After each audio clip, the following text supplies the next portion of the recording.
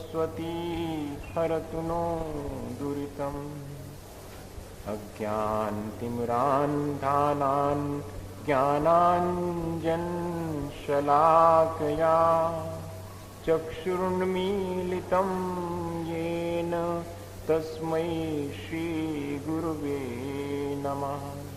परम गुरुभ्यो नमः।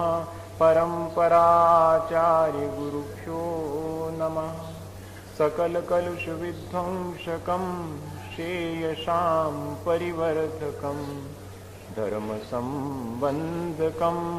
भव्यजीवमनः प्रतिबोधकारकमिदं शास्त्रं श्रीरत्नकरण्डक शावकाचारनामधेयम् अस्य मूलग्रन्थकर्तारः श्री सर्वज्ञदेवास्तदुत्तरग्रन्थकर्तारः श्रीगणधरदेवा प्रतिगणधरदेवास्तेषां वचनोऽनुसारमासाद्य श्रीमत् समन्तभद्राचार्यदेवैर्विरचितम्।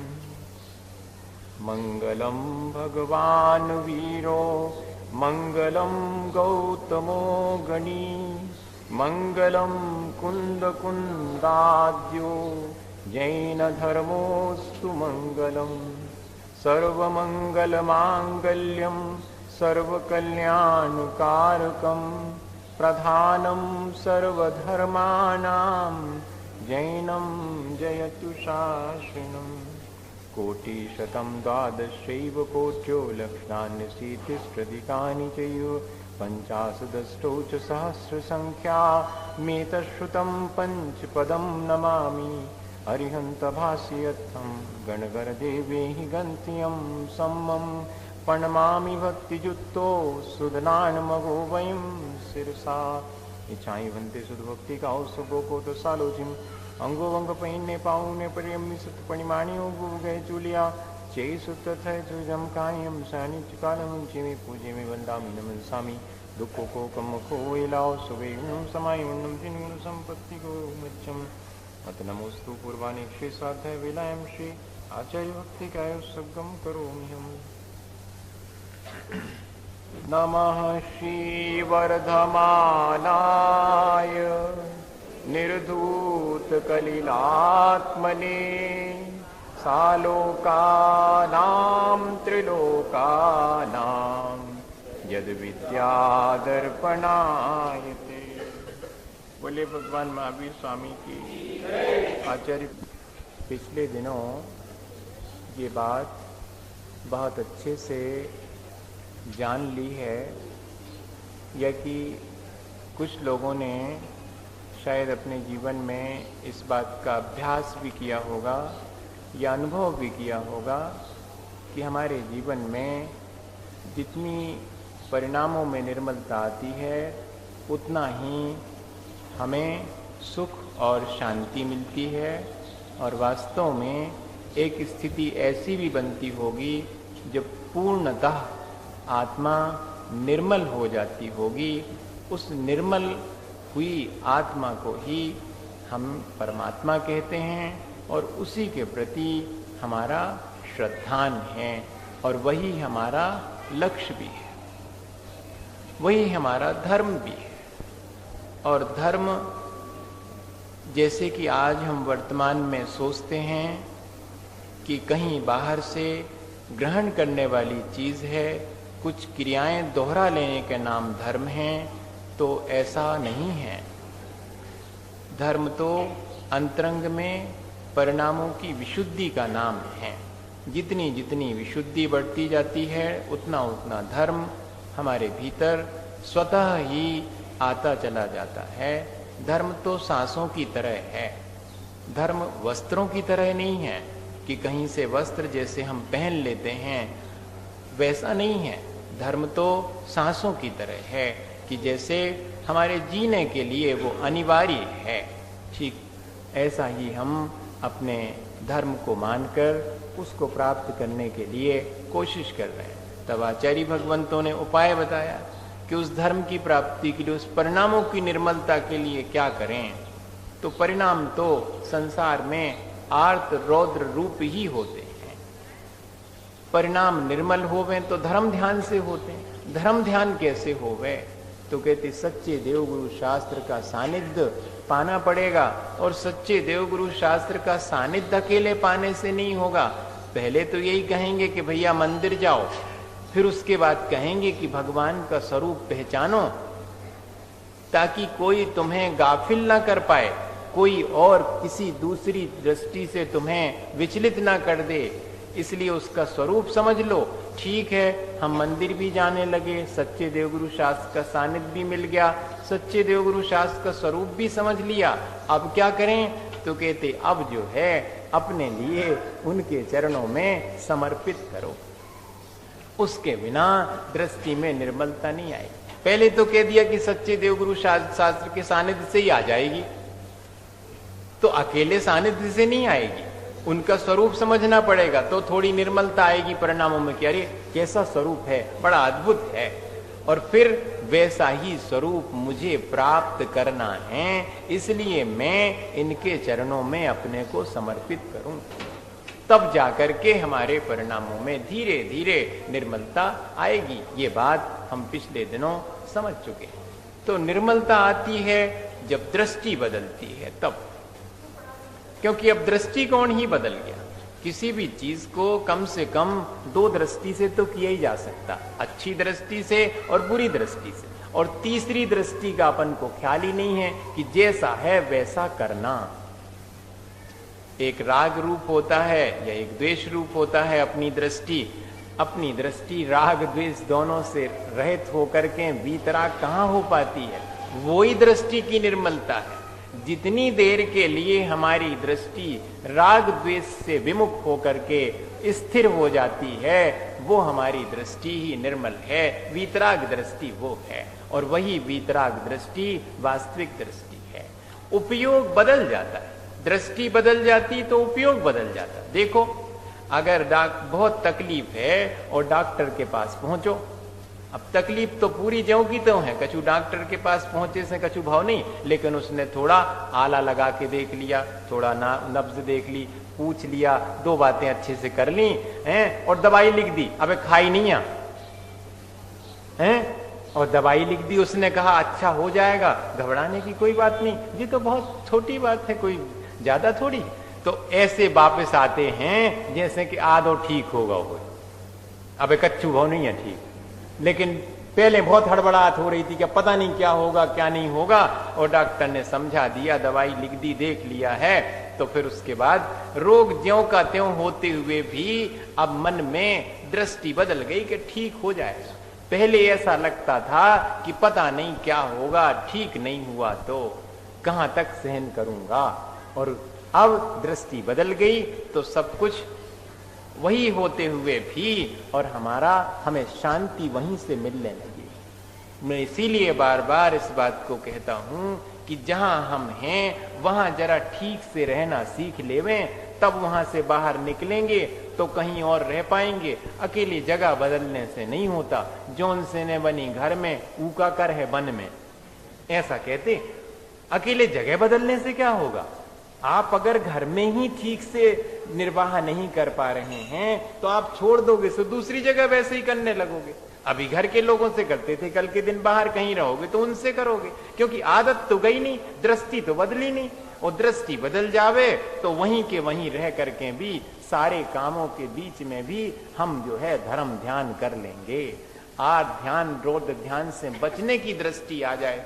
सुकमाल मुनि महाराज बने, और पहले क्या स्थिति थी कि सरसों का दाना भी चुभता था, हैं? राजा उनको देखने आए तो माँ ने दीपक जलाया, उस दीपक की रोशनी से उनकी आंख में आंसू आ गए। माँ ने थोड़े चावल सामान्य मिला दिए थे साली चावल की जगह पर, तो उसमें से वो अलग अलग करके और खाते थे। राजा बड़ा चकित था कि कैसा बेटा है ये आपका, इतना सुकमाल है। लेकिन वो दृष्टिकोण उस समय सुकमालता का था, और जिस दिन रस्सी बांध के और नीचे उतर के महाराज जी के पास चले गए और 3 दिन तक शालिनी ने भक्षण किया, तो फिर कहां थे सुकमाल? फिर क्या हो गया भाई? ऐसी कौन सी शक्ति आ गई जो पहले नहीं थी? क्या थी, लेकिन दृष्टिकोण नहीं था। बस यही चीज है। देखो कितनी आसान सी चीज है। ऐसे ही हमारी अगर दृष्टि वीतरागता की तरफ लग गई है, हमें वीतरागता की लौ लग गई है, तो फिर हम अपने सराग जीवन में भी जो है उस वीतरागता का आलंबन लेकर के और अपना आत्म कल्याण कर सकते हैं। इतना आसान सा रास्ता है, ज्यादा कठिन नहीं। इसीलिए कहना पड़ा कि सम्यक दर्शन भी दो विभिन्न भूमिकाओं में होता है। एक सरागी व्यक्ति को होता सराग सम्यक दर्शन है, और जब वही वीतराग सम्यक दर्शन बन जाता है तब तो दृष्टिकोण और निर्मल हो जाता है। सराग और वीतराग ऐसे दो सम्यक दर्शन कहे गए। क्यों? एक में तो है प्रशम, संवेग, अनुकंपा, आस्तिक्य आदि जो लक्षण उसके हैं बाह्य में दिखाई दे रहे हैं, और उस प्रसम, संवेग, अनुकंपा, आस्तिक्य आदि के द्वारा अब भीतर में आत्मा की विशुद्धि मात्रम तु इतरत। वीतराग सम्यक दर्शन कौन सा है? जिसमें कि हम उस प्रशम, संवेग, अनुकंपा और आस्तिक्य के माध्यम से, सच्चे देवगुरु शास्त्र के माध्यम से अपनी आंतरिक शुद्धता को प्राप्त कर लेते, निर्मलता को। वही तो वीतराग सम्यक दर्शन है। ये वीतराग सम्यक दर्शन प्राप्तव्य है, हमें प्राप्त करना है। कहां जाके मिलेगा? कहते जब वीतराग चारित्र होता है जहां, वहीं वीतराग सम्यक दर्शन होता है। ये थोड़े सिद्धांत की बात है भैया, क्योंकि जिस व्यक्ति ने बुद्धि पूर्वक राग द्वेष नहीं छोड़ा है, वो व्यक्ति, राग द्वेष अंतरंग परिग्रह है, बाह्य परिग्रह और अंतरंग परिग्रह जब तक समस्त को बुद्धि पूर्वक नहीं छोड़ेगा तब तक वीतराग चारित्र नहीं आएगा। जब तक वीतराग चारित्र नहीं होता तब तक उस सम्यक दर्शन की संज्ञा वीतराग नहीं होती। हमें प्राप्त क्या करना? वो दृष्टिकोण जिसमें कि न राग है और न द्वेष है। हम तो कोई भी दृष्टि हमारी काम करने की होती तो या तो राग रूप होती है वीतराग, बस राग रूप होती है, द्वेष रूप होती है। तो राग में भी दो प्रकार का राग है, द्वेष तो एक ही प्रकार का है भैया, उसमें तो अच्छा बुरा कुछ नहीं। लेकिन राग दो प्रकार का, अच्छा राग भी है, बुरा राग भी है, प्रशस्त राग भी है और अप्रशस्त राग भी। अब आप कहो तो राग तो बिल्कुल ही बुरा हो, अब फिर कहने लगे कि राग में भी दो हैं, अच्छो और बुरा। तो भैया ऐसा दृष्टिकोण है। जब हम सच्चे देवगुरु शास्त्र के प्रति अनुराग रखते हैं, वीतरागता से अनुराग रखते हैं, तो वो राग हमें वीतराग की तरफ ले जाता है, इसलिए प्रशस्त है। और जब हम अपने पंचेंद्रिय के विषयों से राग रखते हैं, संसार के प्रति राग रखते हैं, तो वो राग हमें संसार में ले जाता, इसलिए वो अप्रशस्त है। अब राग और द्वेष के बीच में हम कितना काम कर सकते? गृहस्थ कितना कर सकता? तो भैया द्वेष तो नहीं करो, राग भी करो तो प्रशस्त राग करो। साधर्मी से राग होवे तो कौन सा? धर्मानुराग होवे, और सच्चे देवगुरु शास्त्र से होवे तो भावानुराग होवे। हमारे ये सच्चे देवगुरु शास्त्र हैं, ऐसा भीतर में निर्मल भाव आ गया, वही जो है उनके प्रति राग है। ये सब प्रशस्त राग है। अब इससे ऊपर तो नहीं उठ सकता गृहस्थ।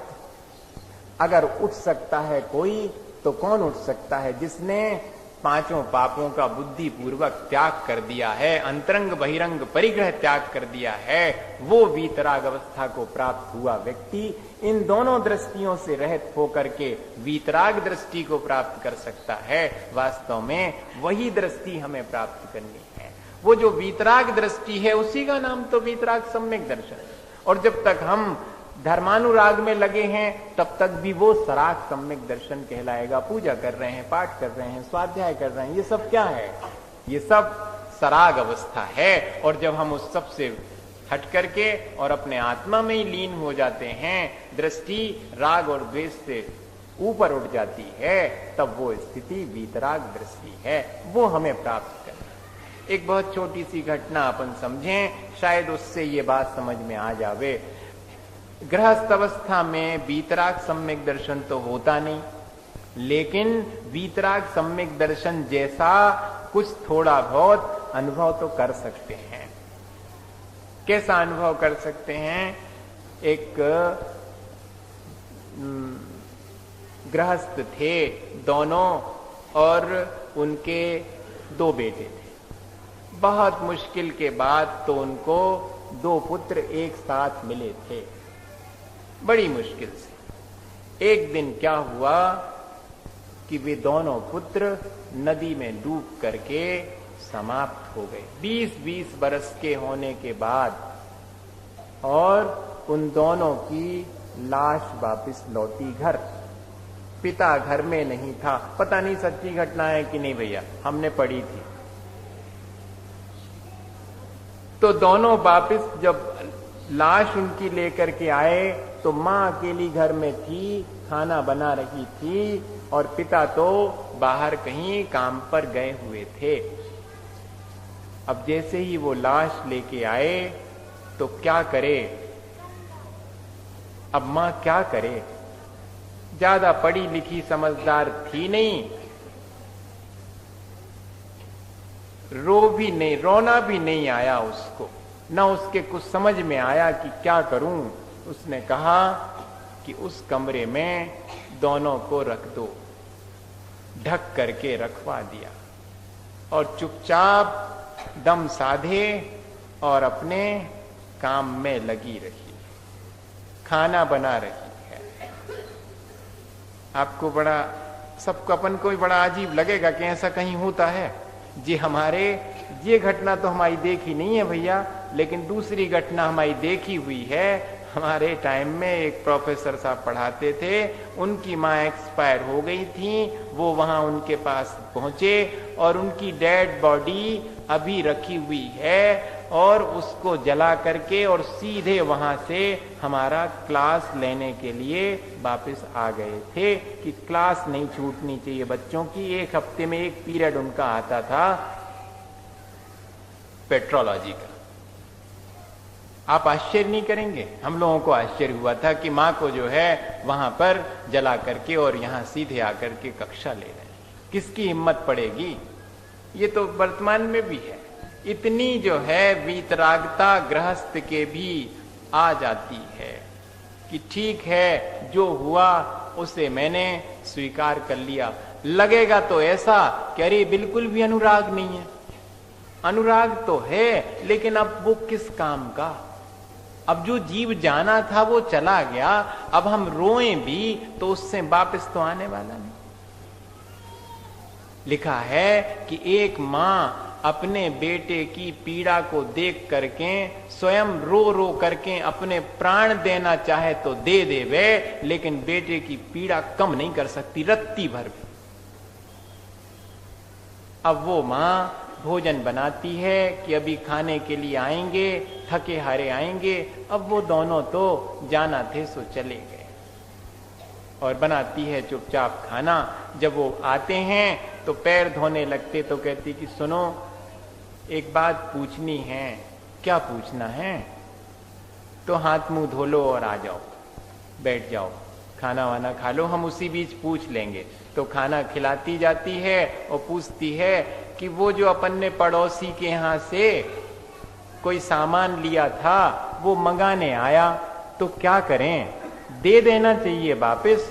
तो बोले अरे इसमें क्या पूछने की बात है, जब पड़ोसी का सामान था और अपने यहाँ आया था और अब हो गया, अपने यहाँ रखा था उसका, जब उसका मन हुआ मांग लिया उसने, तो दे देना चाहिए, अब हमसे क्या पूछना। तो बोले बस यही तो था, मुझे आपसे पूछना था। वैसे तो हमने आपसे बिना पूछे ही दे दिया है, वापस लौटा दिया है। तो उन्होंने कहा ठीक है।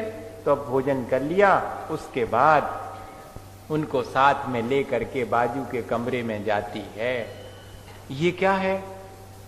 तो चादर हटाती तो वो हक्का वक्का रह जाता कि ये दोनों बेटे। बोले देखो अब रोना मत, तुमने ही कहा था ना कि किसी की अमानत अपने यहां पर रखी है, उसका समय हो गया, वो लेने आया था, हमने लौटा दी। ये दोनों हमें 20 साल के लिए मिले थे, हमारा इतना ही संयोग था, आज वापस जाने की बात आई, लौटाने की कि अब लौटा दो, हमने 20 साल को तुम्हें दिए थे तो हमने लौटा दिए, अब रोना मत। अब बताइएगा कि क्या ऐसी दृष्टि आज किसी की है। वीतराग सम्यक दर्शन की तो बात करेंगे कि चौथे गुण स्थान में वीतराग सम्यक दर्शन हो जाता है। बड़ी बहस चलती है इस बात को लेकर के, लेकिन हमारे समझ में आज तक नहीं आई कि भैया जाए ऐसी दृष्टि गृहस्थ में किसी की है तो हम मान लेंगे कि हाँ आपके अंदर वो वीतराग सम्यक दर्शन है, जिसमें कि भीतर का पानी तक नहीं हिलता, संसार की स्थिति को देख करके शांत तटस्थ स्थित प्रज्ञ की तरह और रह जाते हैं। वो स्थिति क्या ऐसी बन सकती है? गृहस्थी में बहुत मुश्किल है। जलते भिन्न कमल है, ऐसा तो लिखा है कि गृहस्थ भी जल में कमल के समान अलिप्त रहता है। जब अलिप्तता के ऊपर की स्थिति है कि वहां जाकर के और सब जिसके राग द्वेष विश्रांत हो गए हैं, जो अपने आत्मा में लीन हो गया है, जो खाते हुए भी नहीं खाता, देखते हुए भी पश्यन अपि न पश्यति किमिदम, कहते जो देखते हुए भी नहीं देखता है, ब्रुवन अपि न ब्रूते, जो बोलते हुए भी नहीं बोलता है, इस तरह की स्थिति बन गई है। वो दशा हमें प्राप्त करनी है, पर उस दशा की प्राप्ति के लिए भूमिका तो बनाना पड़ेगी। क्रम क्रम से हमें उतनी ऊंचाई तो छूना पड़ेगी, और ये ऐसे ही आएगी। अगर हमारे जीवन में सुख दुख आते भी हैं तो हमें उनके बीच तटस्थता सीखना पड़ेगी। जो जितनी जल्दी अपने सुख दुख में सामान्य हो जावे भैया, वो उतना ही जीत गया। बस सुख दुख सबको आते हैं, कोई को कम आते हैं, कोई को कम मिलते हैं। दुख में भी जल्दी से उससे बाहर हो जाना, और सुख की स्थिति में भी ज्यादा हर्षित नहीं होना सामान्य। हाँ ठीक है, आया है सुख, आया है, क्योंकि कर्मोदय के अनुसार आया है। अभी थोड़ी देर में अंतर मुहूर्त में ही अगर असाता का उदय आ जाएगा तो जितनी चीजें जो अच्छी लग रही बेकार लगने लगी। रसगुल्ला खा रहे थे और बहुत अच्छा लग रहा था, महीनों से तैयारी थी कि बनेगा, सो बन गया, खाने लगे, उतनी में खबर आ गई कि भैया दुकान में और घाटो होगा। मुनीम साहब कहता है अब वो रसगुल्ला आधो मुंह में है, आधो हाथ में है, और अब को रस है कछु का रस, कछु नहीं, रख दो एक तरफ। खाया खाया नहीं खाया, क्या हो जाता है हमारे अंदर? दुख जो है कितने जल्दी व्याप जाता है। वही जो चीज अभी थोड़ी देर पहले सुख का साधन बन रही थी, उसमें ही अब कोई सार नहीं नजर आता है। ये स्थिति अपन की है। ऐसी स्थिति में जबकि सुख और दुख हम दोनों अनुभव कर रहे हैं, दोनों के बीच तटस्थ नहीं रह पा रहे हैं, तो कहती जैसे बने तैसे जल्दी से सहज होने की कोशिश करें, सुख में भी और दुख में भी। ज्यादा हर्ष और विषाद ना करें। पुण्य पाप फल माही हरख बिलखो मत भाई, ये किसके लिए लिखा? ये वीतराग सम्यक दर्शन और वीतराग चारित्र को कोई प्राप्त करने वाले महामुनि की स्थिति है कि वो पुण्य और पाप का फल मान करके उसमें हर्ष और विषाद नहीं करता है और अपने परिणामों को निर्मल बनाए रखता है। वो जो परिणामों की निर्मलता है वही तो हमारा साध्य है, उसी को तो हमें साधना है। इस तरह हम पिछले दिनों लगातार ये परिणामों की निर्मलता प्राप्त करने का प्रयास कर रहे हैं। जिससे जितनी बने भैया वो उतनी प्राप्त करे, पर प्राप्त अब यही है, धर्म यही है। जिसकी मन वचन काय की जितनी शुद्धि हो गई वो उतना धर्मात्मा है। अब जिसके लिए ऐसी दृष्टि मिल जाती है, कहते जिसकी निर्मल हो गई दृष्टि, जिसकी मन वचन काय सब विशुद्ध हो गए हैं, वीतराग दृष्टि हो गई, उसको क्या होगा? उसको तो सब कुछ मिल गया समझ लो। क्या क्या मिलता है वो अपन पिछले दिनों देख चुके हैं। अच्छी अच्छी चीजें मिलेंगी, बुरा तो कुछ नहीं मिलेगा, क्योंकि अब उसने अच्छा बुरा सब छोड़ दिया। अच्छे बुरे का भेदभाव उठ गया है, इसलिए अब जो कुछ भी मिला है वो सब अच्छा ही अच्छा है। अगर ऐसा सोचें तो भी ठीक है। जब तक अच्छे बुरे की दृष्टि है तब तक तो जो कुछ भी मिलेगा वो अच्छा नहीं लगेगा, लेकिन जिस दिन अच्छे बुरे पर से दृष्टि उठ गई तो जो मिल गया उसी में राजी है, और मिलेगा क्या? श्रेष्ठ ही मिलेगा। तो अपन पिछले दिनों पढ़ करके आए थे कि पहले तो उसे अगर मनुष्य है तो मनुष्य भी होता है, देव और नरकों से आता भी है, मान लो कहीं से भी, और मनुष्य होता है तो अच्छे ही पद को प्राप्त। महाकुला महार्था मानव तिलका भ्रमंती दर्शन पूता, जिसकी दृष्टि निर्मल है, अच्छे कुल में उत्पन्न होता है और उसके लिए समस्त प्रकार के सुख सुविधा के सामान मिल जाते हैं। पर यही तो मजा है कि धर्म अगर फलित होता है तो समझना भगवान परीक्षा ले रहा, धर्म फलित हो रहा। अगर अधर्म फलित हो गए तो समझना भगवान रुष्ट है, इसे तुम्हारा अधर्म फलित हो रहा कि और ओई में रचो पचो तुम।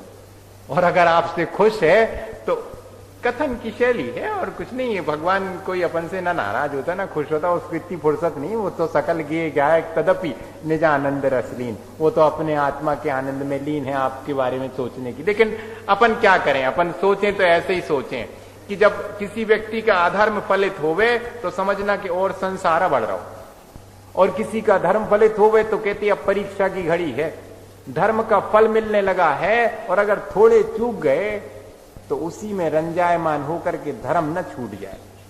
धर्म के फल को अगर हमने अंगीकार कर लिया, धर्म का फल क्या है, सुख सुविधा ऐश्वर्य ये सारी चीजें मिल जाएंगी, लेकिन वास्तव में वो धर्म का फल नहीं है। धर्म का फल तो आत्म निर्मलता है। अगर आप उन क्षणों में, जबकि आपको अम्यूजमेंट के सारे साधन मिल गए हैं, सब सुख सुविधाएं जुट गई हैं, अगर आप उसमें रचपच गए तो फिर आप खो देंगे। जो चीज आपको प्राप्तव्य थी वो नहीं पा पाएंगे। ये बीच में भ्रम जो है वो और आना शुरू होते हैं। जैसे जैसे हम चीजों से विमुख होते हैं, चीजें हमें घेरना शुरू कर देती हैं कि अरे ये आदमी अपन से छूट के जा रहा है, पकड़ो इसको। और अपन उसकी पकड़ में आ गए तो फिर समझिएगा फिर से संसार में ही भटक गए।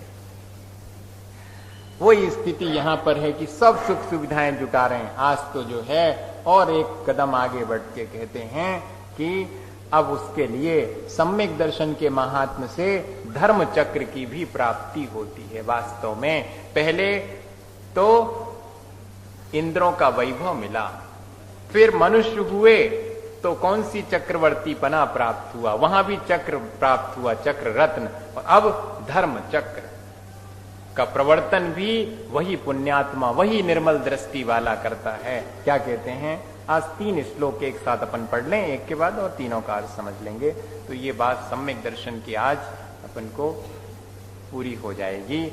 फिर ज्ञान के बारे में अमरासुर नरपतिभिर, अमरासुर नरपतिभिर यमधरपतिभिश्चनूत पादाम भोजा,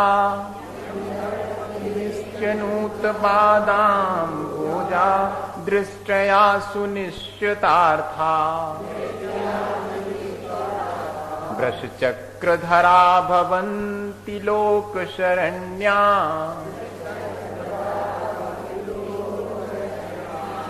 अमरासुर नरपतिभिर यमधरपतिभिश्चनूत पादाम भोजा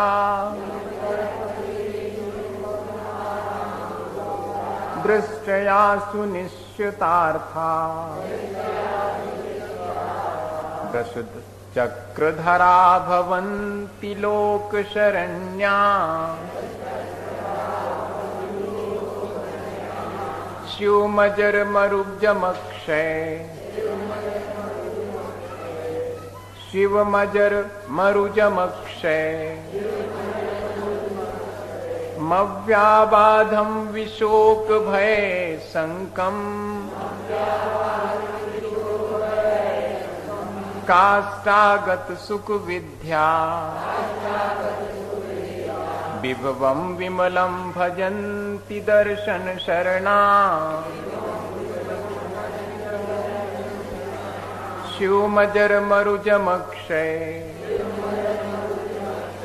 मव्याबाधम विशोक भय संकम काष्ठागत सुख विद्या विभवम विमलम भजन्ति दर्शन शरणा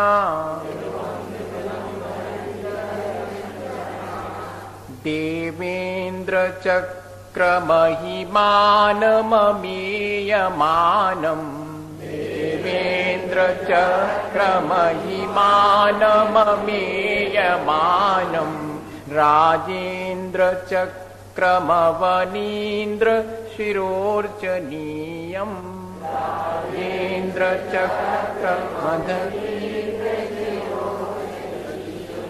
धर्मेन्द्रचक्रमधरीकृत सर्वलोकम् धर्मेन्द्रचक्रमधरीकृत सर्वलोकम् लब्ध्वा शिवं च जिनभक्तिरुपैति भव्या शिवं च जिनभक्तिरुपैति भव्या।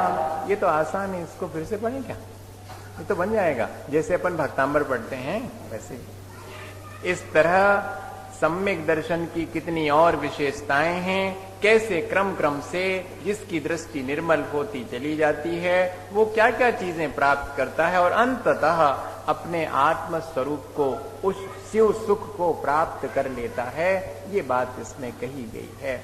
अमरासुर नरपति भीर, पहले देवों में हुआ तो वहां पर देवों का भी स्वामी हो गया, इंद्र हो गया, देवेंद्र बन गया और धरणेन्द्र पद को भी प्राप्त किया। धरणी का इंद्र, धरणेन्द्र कह लीजिए, या भवनवासी देवों में भी गए तो वहां भर भी इंद्र पद को प्राप्त किया। और अगर मनुष्यों में हुआ तो चक्रवर्ती पद को, मनुष्यों का इंद्र कौन है? चक्रवर्ती है, तो वहां पर चक्रवर्ती पने को प्राप्त किया। और फिर यमधर पति भीर, यहां पर यमधर से अर्थ है नियम धारण करने वाले, जीवन पर्यंत 5 महाव्रतों को पालन करने वाले यमधर अर्थात मुनियों के स्वामी पने को प्राप्त हुआ, अर्थात गणधर पद को प्राप्त किया। और नूत पादाम, सबके बाद जो श्रेष्ठता प्राप्त की वो कौन सी? जो इनके द्वारा भी पूज्य है, वो वृष चक्र धरा। उसके बाद धर्म चक्र को धारण करने वाले चक्रवर्ती नहीं तीर्थंकर पद को प्राप्त किया। कहते सुनिश्चितार्था लोक शरण्य, समस्त पदार्थों को भली प्रकार जानने वाले और समस्त जीवों को शरण देने वाले, ऐसे धर्म चक्र को धारण करने वाले तीर्थंकर पद को भी वो प्राप्त करता है क्रम क्रम से। देखो देवों में भी रहा तो देवों में भी इंद्र पद को प्राप्त किया, यहां आए तो चक्रवर्ती, और फिर इसके बाद गणधर भी बने और इन सब के द्वारा पूज्य बन गए। इन सब के द्वारा पूज्य कौन है? तो तीर्थंकर पद को प्राप्त कर लिया। ये कौन प्राप्त करता है? दर्शन विशुद्धि आदि 16 कारण भावनाएं भाने वाला, प्राणी मात्र के कल्याण की भावना भाने वाला ही कोई तीर्थंकर की हैसियत से यहाँ पैदा होता है। अपने कल्याण करने के लिए तो यहाँ पर सब कर लेते हैं, लेकिन तीर्थंकर पद पाने वाले 24 ही लोग होंगे जो प्राणी मात्र के कल्याण की भावना पूर्व जीवन में भा करके उस पद को अर्जित करके और फिर अपना भी कल्याण तो करते ही हैं, पर के कल्याण में भी अपना कल्याण छुपा है भैया, और अपने कल्याण में भी पर कल्याण छुपा है। वो पर कल्याण व्यर्थ है जिसमें आत्मा अंधेरे में रहे, और वो आत्म कल्याण भी व्यर्थ है जिसने दूसरे का आहित हो गए, दूसरे को कल्याण ही नहीं हो गए, तो वो आपको का कल्याण। अब स्वयं ही अपन सोचें, अगर थोड़ा गौर से सोचें कि जो व्यक्ति अपना हित चाहता है वो दूसरे का अहित क्यों करेगा? क्योंकि दूसरे के अहित करने से तो अपना ही अहित होगा, ऐसा विचार कर ले। और जो अपना हित चाहता है वो दूसरे का भी हित करेगा, ये तो सहज ही सी बात है। तो जो तीर्थंकर पद मिलता है वो भी ऐसी दर्शन विशुद्धि निर्मल दृष्टि जिसकी हो गई है उसे ही प्राप्त होता है। यही यहाँ पर कह रहे हैं कि जिसकी दृष्टि निर्मल है वो क्रम क्रम से ये सारी चीजें प्राप्त कर लेता है, और तीर्थंकर बन करके धर्म चक्र का प्रवर्तन करके, और अंततः क्या होगा? फिर मोक्ष। अंतिम क्या चीज है? सिद्धत्व की प्राप्ति कर लेगा। वही यहाँ पर कहते हैं कि फिर उसके बाद तीर्थंकर बनके और वह सम्यक दृष्टि जीव अजरम अरुजम अक्षयम, अजर ये है ना, शिवम अजरम अरुजय और अक्षयम अव्याबाधम, ये सब विशेषताएं दी हैं। कई लोग ऐसा पूछते हैं ना कि मोक्ष में जाकर के क्या करेंगे, वहां पर बैठे बैठे मन कैसे लगे, बैठ में कुछ नहीं करना वहां पर। कहते नहीं, वो पद ही ऐसा है, ठीक ऐसा है जैसे कि सुबह से माँ ने भोजन बनाया और सबको खिला दिया, एक सुख तो वो मिला और फिर स्वयं खा करके अब कोई पूछे कि अब क्या कर रहे हैं, कछु नहीं, अब खा पी लो, सब होगा, अब संजा की देखें से संजा, वहां पर संजा की आकुलता है, लेकिन एक स्थिति ऐसी होवे कि अपना काम पूरा करने के बाद अब बैठे हैं शांत भाव से, अनंत काल तक जो है अपने निर्मल परिणामों का ही अनुभव करते रहेंगे। वही इसमें कहते कि अजरम, अब जो है वृद्धा अवस्था को भी प्राप्त नहीं होंगे, ना अरुज अर्थात कोई रोग शोक व्याधि वहां शेष है, और ना अब उस पद से कहीं नीचे आना है, क्षय को भी प्राप्त नहीं होना, इसलिए अक्षय पद है और अव्याबाद है। अव्याबाद अर्थात विभिन्न प्रकार की बाधाओं से रहित है, और विशोक भय शंकम, जिसमें शोक भी नहीं है, भय भी नहीं है, शंका भी नहीं है, ऐसा अपने सुख के पीछे तो दुख चला आता है, और एक ऐसा सुख है जिसके पीछे कोई दुख नहीं है, कोई बाधा नहीं है, कोई भय शोक नहीं है, ऐसा सुख, और जो अक्षय है, कभी समाप्त नहीं होता है। कहते काष्ठागत सुख विद्या, ऐसे काष्ठागत अर्थात सर्वोत्कृष्ट सुख और ज्ञान के वैभव से वो जीव युक्त हो जाता है अंततः जाकर के। तीर्थंकर पद को पाने के बाद अब सिद्ध अवस्था पाई है, तो ये सब विशेषताएं भी उसमें आ गईं। और विमलम कहते समस्त द्रव्य कर्म भाव कर्म से रहित हो जाता है। शिवम भजंती, और उस शिव पद को अर्थात मोक्ष पद को, समस्त कर्मों से रहित अवस्था को प्राप्त करके और आनंद की स्थिति को प्राप्त हो जाता है। ये सम्यक दृष्टि को अंतिम रूप से प्राप्त होने वाली चीज है। कई बार मन में ये उठता है कि काय के लिए हम सच्चे देवगुरु शास्त्र की श्रद्धा करें, काय के लिए हम ये सब चीजें करें, तो मन को इससे बड़ी सांत्वना मिलती है। इन सब चीजों की प्राप्ति के लिए, उसी अंतिम सुख की प्राप्ति के लिए मैं ये सब कर रहा हूं। बीच में थोड़े बहुत इंद्रिय के भौतिक सुख भी मिलेंगे, लेकिन वो मेरा प्राप्तव्य नहीं है। उनको भी क्रम क्रम से बता दिया कि इंद्र का वैभव भी पा लिया, चक्रवर्ती भी बन गए, और तीर्थंकर का वैभव तो अपार है, वो भी प्राप्त कर लिया, लेकिन वो उसके बाद कहाँ पहुंचेगा, अंतिम लक्ष्य उसका जो है वो अपने उस अव्याबाद और अचिंत सुख को प्राप्त करना है, जो कि अंत में मोक्ष में ही प्राप्त होता है। इस तरह अब अंत में कहते हैं कि समस्त बातों को, आखिरी का श्लोक तो सबको समाये हुए है, उसका भी अर्थ यही है कि कोई जिनेन्द्र भगवान की भक्ति करने वाला भक्त है। जिन भक्ति उपैति भव्या, जो जिनेन्द्र भगवान की भक्ति करने वाला भव्य जीव है। भव्य की परिभाषा क्या भैया? जो मोक्ष को प्राप्त करेगा वो भव्य है, और जिसके मोक्ष प्राप्त नहीं होगा वो अभव्य है। इतनी सीधी सी बात है।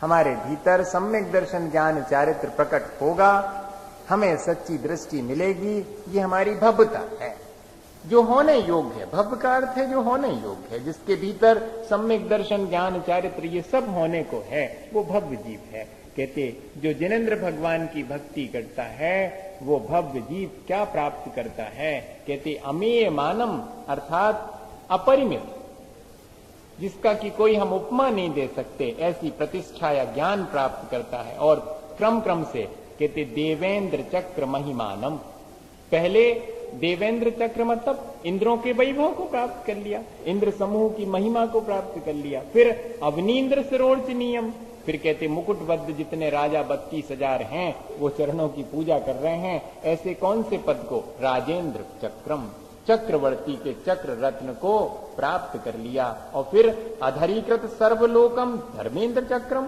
फिर कहते हैं कि तीनों लोकों को नीचे छोड़ देने वाला, तीनों लोकों में सर्वोत्कृष्ट पद को पाने वाला धर्म चक्र अर्थात तीर्थंकर पद को प्राप्त करके, और इसी में अटक गए क्या? कहते नहीं, शिवम उपैति, मोक्ष को प्राप्त कर ले। इनके बाद की स्थिति है उस शिव पद को भी, मोक्ष पद को भी प्राप्त करता, क्रम क्रम से धीरे धीरे।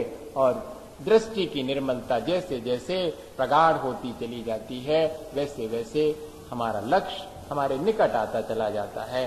कहते तो यही हैं कि अब अगर हमने, कल भी हमने कहा था कि अगर हमने एक एक कदम और अपनी मंजिल की तरफ बढ़ाना शुरू किया है तो क्या कहेंगे, मंजिल हमारे पास खुद दौड़ी चली आ रही है। यही तो है, क्योंकि हम हर बार एक कदम आगे रख रहे हैं तो मंजिल और हमारे बीच की दूरी आसानी से तय होने वाली है। इस तरह हम अगर अपने परिणामों को, अपनी दृष्टि को निर्मल बनाते हैं, चाहे जैसे बनाओ भैया, कोई आग्रह नहीं है।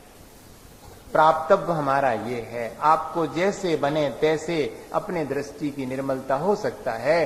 किसी व्यक्ति को स्वाध्याय से दृष्टि की निर्मलता आती, करो भैया स्वाध्याय करो, 2-4 बार 10 दफे करो, लेकिन प्राप्तव्य है दृष्टि की निर्मलता। भैया हमारा तो स्वाध्याय में मन नहीं लगता, शिवोपसम नहीं है, पूजा में मन लगता, करो भगवान की पूजा करो।